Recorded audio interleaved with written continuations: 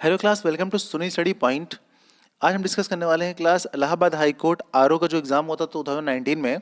ठीक है, डेट आई थी उसकी 2019 में, लेकिन जो एग्ज़ाम हुआ था वो हुआ था 10 जनवरी को 2020 में। ठीक है, तो उसमें जो भी ईडियम्स एंड फ्रेजेस के क्वेश्चन आए थे उनको डिस्कस करने जा रहे हैं। इससे पहले मैंने जो एग्ज़ाम हुआ था ये इसके पूरे इंग्लिश के जो क्वेश्चन है 50 उनका डिस्कशन किया है और बताया है सारे के सारे क्वेश्चन के बारे में। ठीक है, सारे क्वेश्चन का जो सोल्यूशन है वो मैंने बता रखा है, आप उसको देख लीजिएगा, आपको आइडिया लग जाएगा।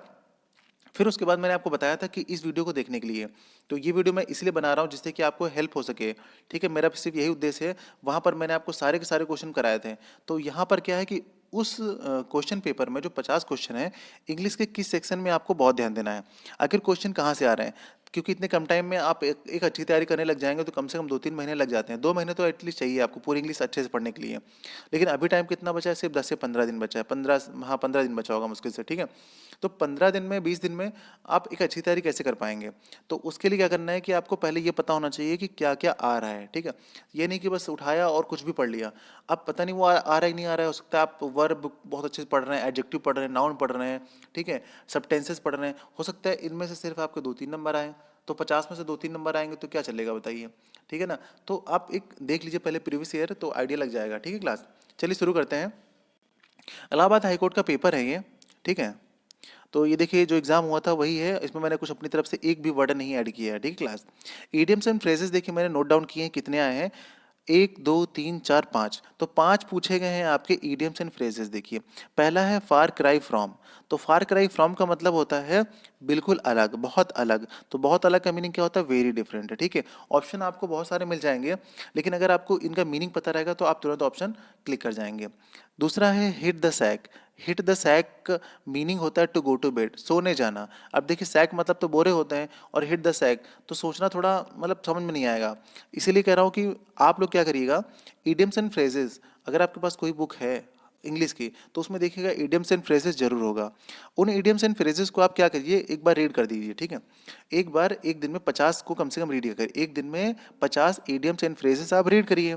ओके, अब उनको फिर सेकेंड डे जब आप नए पढ़ने चलिए आगे 50 से 100 के बीच में, तो फिर 1 से लेकर 50 तक उनको रिवाइज करिए। ठीक है, आज आपको जैसे लगा है कि मान लिया आधा घंटा लगा है 50 पढ़ने में, ठीक है, तो कल जब आप पढ़ेंगे तो आपको सिर्फ और सिर्फ 15 से 20 मिनट लगेगा, क्योंकि आपकी स्पीड भी बढ़ जाएगी और आपको बहुत जल्दी समझ में आ जाएगा। फिर तीसरे दिन करिए तो फिर आप स्टार्टिंग करिए। अगर आप ऐसा करते हैं डेली तो आप देखेंगे कि आपके 4 से 500 जो है वो 10 से 12 दिन में 400 से 500 सिर्फ ईडियम्स एंड फ्रेजेस तैयार हो जाएंगे क्लास। ठीक है, ऐसे मैंने बच्चों को करवाया है। ओके, और बच्चे जो जिनको याद नहीं हो रहा था उनको भी याद हो गया। क्यों याद हो गया? क्योंकि उन्होंने प्रैक्टिस में रखा। ठीक है, और डेली रखा है। गैप मत करिएगा कि कल हम 100 एक साथ कर लेंगे तो मेरा कोटा पूरा हो जाएगा, ऐसा मत करिएगा। ठीक है, 50 मतलब 50 डेली 50। ओके, देखिए तीसरा क्या है, jump on the bandwagon. ठीक है, to join the popular trend, ये जैसा देश वैसा भेष। ठीक है, ये है आपका jump on the band wagon. देखिए चौथा क्या है, hit the nail on the head. जो भी कहिए आप स्पष्ट कहिए, इसका मीनिंग होता है जो भी आप कहिए स्पष्ट रूप से कहिए। तो डू और से समथिंग एग्जैक्टली राइट, ये इसका हो जाएगा। टू किल द फैटेड कॉफ, इसका मतलब होता है जश्न मनाना। ठीक है, जश्न मनाना, सेलिब्रेट करना। तो यहाँ पर देखिए टू सेलिब्रेट ये ऑप्शन में था। टू किल द फैटेड कॉफ ढूंढना बहुत मुश्किल था, देखिए इसको अगर नहीं पढ़ा होता, ठीक है, आपने मान लीजिए नहीं पढ़ा है तो आप देखेंगे टू किल द फैटेड कॉफ लिखा हुआ है, यहाँ पे लिखा है टू किल द फैटेड कॉफ, मोटे जो कॉफ होता है उसको किल करना। तो कहाँ से आ रहा है? सेलिब्रेट करना, भाई नहीं आ रहा है।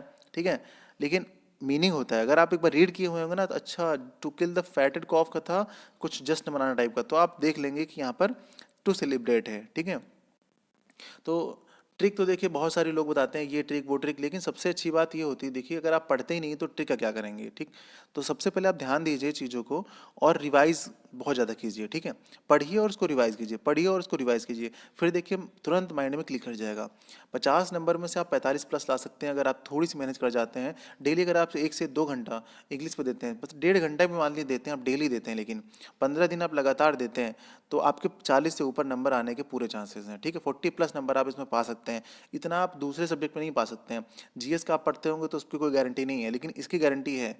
अगर इसको आपने सीक्वेंस से पढ़ लिया कि क्या क्या पढ़ना है, मैंने आपको बताया ईडियम्स पढ़ने हैं। ठीक है, तो ईडियम्स देखिए इसमें कितने पूछे गए, 1, 2, 3, 4, 5 पूछे गए। जरूरी नहीं कि अगले में 5 पूछे जाएं, हो सकता है उसमें 4 पूछे जाएं, लेकिन हो सकता है उसमें 7 पूछे जाएं, ठीक है, क्योंकि 50 नंबर आ रहे हैं इंग्लिश के, तो कितने भी पूछ सकता है वो, लेकिन दो तो नहीं पूछेगा। 50 नंबर के पेपर में गारंटी है कि दो तीन तो नहीं पूछेंगे, वो कम से कम 4 से ऊपर ही पूछेंगे, 5 6 7 ऐसे पूछ सकते हैं, ठीक है। चलिए आगे देखते हैं। ये था आपका एंटोनिम्स। देखिए एंटोनिम पूछा गया कंडेम्न। कंडेम्न का मतलब है निंदा करना, ठीक है। अब इसके सामने ऑप्शन ये 4 थे, मैंने लिख दिए हैं। डिनाउंस, देखिए डिनाउंस का मतलब होता है आरोप लगाना। पार्डन मतलब क्षमा मांगना। कन्विक्ट मतलब दोषी ठहराना।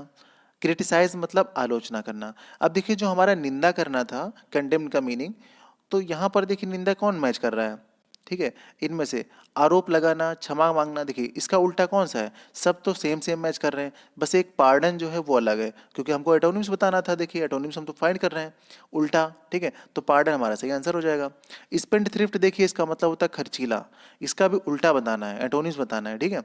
तो अगर खर्चीला का उल्टा आप देखेंगे तो क्या हो जाएगा, कंजूस हो जाएगा। तो इसमें कौन कंजूस है, देखिए एक्स्ट्रावाजेंट कंजूस है नहीं, ये तो फिजूल खर्ची वाला है। स्पेंडर भी खर्च करने वाला है। स्टिंगी जो है ना, ये मिल गया हमको, स्टिंगी मतलब कंजूस, तो बस मिल गया हमका इस, ठीक है, क्या मिल गया हमको, स्पेंड थ्रिफ्ट, तो हमको मिल गया स्पेंड थ्रिफ्ट, जो कि क्या होता है, कंजूस होता है, उसका अपोजिट मतलब, ठीक है। वेस्ट तो साफ साफ पता चल रहा है, वेस्ट मतलब खर्चा करने वाला। ओके, आगे देखिए तीसरा जो हमारा एंटोनिम्स था वो था कॉमिटी। कॉमिटी का मतलब होता है शिष्टाचार। अब आगे देखिए ऑप्शन क्या थे हमारे, कोर्टसी मतलब शिष्टता, हॉस्टिलिटी मतलब शत्रुता, एमिनिटी मतलब सुख सुविधा, और बेनिवोलेंस मतलब परोपकारता भलाई। तो यहाँ पर देखिए शिष्टाचार था, शिष्टाचार का उल्टा क्या हो जाएगा, शत्रुता हो जाएगा, सही आंसर है। डीम्योर, जो डीम्योर था उसका मतलब होता है संकोची, और इसका जो मीनिंग था हम्बल, ठीक है। आगे देखिए 4 ऑप्शन है। हम्बल, हम्बल मतलब विनीत होता है भाई, कोमल हृदय वाला। शाय मतलब शर्मीला। एरोगेंट मतलब अभिमानी, घमंडी, ठीक, गुस्सा करने वाला। क्वाय मतलब विनीत। तो भाई संकोची था जो सौम्य हृदय वाला था, ठीक है, थोड़ा सा शांत हृदय वाला व्यक्ति था, तो उसका उल्टा कौन सा व्यक्ति हो जाएगा, अभिमानी व्यक्ति हो जाएगा, गुस्से वाला व्यक्ति हो जाएगा, घमंडी व्यक्ति हो जाएगा, ठीक है। तो एरोगेंट यहाँ पर सही हो जाएगा। अब देखिए यहाँ पर सिनोनिम्स, तो वो 5 पूछे गए थे, क्या एडोनिम्स पूछे गए थे। देखिए पीछे मैं आपको बता दूं जो एडोनिम्स पूछे गए हैं, और इनमें जो नीचे मीनिंग आपको दिखाई दे रहे हैं, बेनिवोलेंस, एमिनिटी, हॉस्टिलिटी, कोर्टसी, इधर आपको जो दिख रहे हैं हम्बल, शाई, एरोगेंट, कॉय, तो ये जो मीनिंग आपको दिख रहे हैं इसके 4 अलग से, एक तो आंसर है, 3 अलग से जो दिख रहे हैं उनको भी आप याद कर लीजिएगा, क्योंकि ये वर्ड नॉर्मल वर्ड नहीं है, ये वर्ड वो वर्ड हैं जो उन्होंने एग्जाम में यूज़ किए हैं। तो हर एक वो वर्ड जो एग्जाम में यूज़ हुआ है वो बड़ा आपके लिए लाभदायक है, ठीक है, बहुत यूज़फुल है, क्योंकि मीनिंग वो, देखिए वो आसपास के मीनिंग उठा लेते हैं, ठीक है, और उनको बना करके फिर से एक नया क्वेश्चन बना देते हैं। तो आप जो मीनिंग उन्होंने दे रखे हैं ना उनको तो जरूर लर्न कर लीजिएगा, 100% सारे के सारे।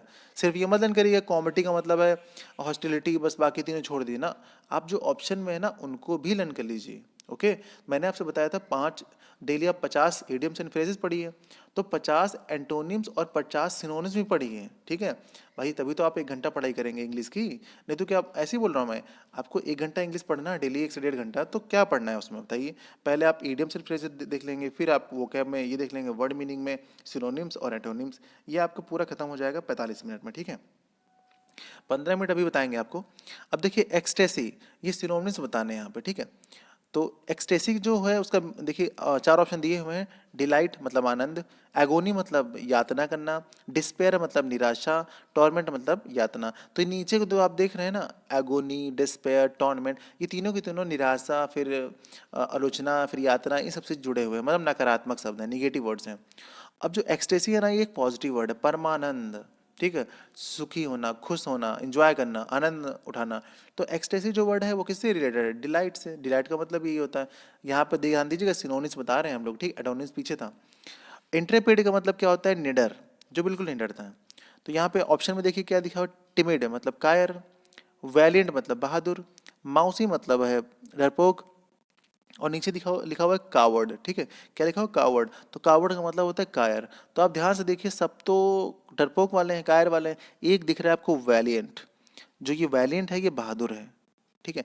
इंट्रेपिड निडर है, निडर है, जो बहादुर होगा वही तो निडर होता है, ठीक है। तो बस इंट्रेपिड का क्या हो जाएगा, वैलियंट हो जाएगा। चलिए आगे बढ़ते हैं। इमेसिएटेड, इमेसिएटेड का मतलब होता है दुर्बल या फिर छीड़, ठीक है। आगे 4 ऑप्शन दिखे दिए हुए हैं। लीन, लीन मतलब दुबला पतला, हैगेड मतलब जंगली, एंगर मतलब गुस्सा, कॉर्पुलेंट मतलब मोटा। ठीक, हमको इसका सिनोनिम बताना है कि दुर्बल का क्या हो जाएगा। तो दुर्बल का मतलब भी कोई दुबला पतला होना चाहिए, तो लीन हो जाएगा इसका सही आंसर। लीन मतलब क्या है, दुबला है, तो लीन सही आंसर हो जाएगा। ठीक है। अनअसैलेबल, तो अनअसैलेबल का मतलब होता है अपराजय, जो हारा नहीं है, पराजय नहीं हुआ है। ठीक है, अपराजय। तो देखिए इसमें क्या आलोचनीय होता है। वल्नरेबल का मतलब है आलोचनीय। इनसिक्योर का मतलब होता है असुरक्षित। इनविंसिबल का मतलब होता है अजेय। और अनप्रोटेक्टेड का मतलब होता है असुरक्षित। ये तीनों चीजें जो ऊपर देख रहे हैं आप, आलोचनीय, असुरक्षित और असुरक्षित दोनों में, ये सब तो अलग सी चीजें होगी जो सुरक्षित खुद ही नहीं है, आलोचनीय करने वाली हैं। एक दिख रहा है आपको अजेय, इनविंसिबल, तो यही इसका आंसर हो जाएगा। ये है अपराजय, ये है आपका अजय, दोनों के दोनों ना हारने वाले हैं, यही हो जाएगा आपका आंसर। नीचे देखिए पांचवा क्वेश्चन है। ये क्वेश्चन एक्चुअली सिनोनिम्स की तरह नहीं पूछा गया था, ये क्वेश्चन ऑप्शन में दूसरी तरीके से पूछा गया था, लेकिन इसमें बताना आपको कुछ यही था। ठीक है, तो डेट्रिटस, डेट्रिटस का मतलब होता है कूड़ा करकट, जिसका आंसर क्या था, वेस्ट मटेरियल। चार ऑप्शन दिए हुए थे और ये कुछ और करके पूछा गया था। ठीक है, तो मतलब ये भी वर्ड मीनिंग सही था और ये सिनोनिम के अंदर आ रहा था, इसलिए मैंने इसको यहाँ रखा। देखिए 5 सिनोनिम्स अभी तक पूछ लिए गए हैं। अभी छठा है, देखिए एक्सपेडियंसी का मतलब क्या होता है। देखिए मुनाफा या फिर सुविधा। चार ऑप्शन इसके दिए हुए हैं। एक्सपेंस मतलब खर्च करने वाला, कन्वीनियंस मतलब सुविधा, डिसएडवांटेज मतलब नुकसान, और एल्ट्रुइज का मतलब परोपकारिता। आप यहाँ पर देख रहे होंगे, पहला जो था हमारा एक्सपीडियंसी, इसका मुनाफा सुविधा था, तो यहाँ पर कौन सा हो जाएगा, सुविधा सुविधा सुविधा, कन्वीनियंस। सही मिल गया ना आपको, कन्वीनियंस। अगर हमको मीनिंग पता है तो ढूंढना आसान, आंसर कितना है आप देख रहे हैं, कितना आसान है कि सही आंसर वो टिक करना। लेकिन कब, जब आपको मीनिंग पता है, तो मीनिंग पे जरूर आप ध्यान दीजिएगा। पूरी इंग्लिश में सबसे ज़्यादा वोकैब से ही नंबर मिल रहे हैं, वोकैब और इडियम्स एंड फ्रेजेस। बस आपके 20 से ऊपर नंबर तो यूं ही मिल जाएंगे। ठीक है, और आगे सेवेंथ वाला देखिए, नैकड, नैकड ये लिखा हुआ है ना आपका, नैकड।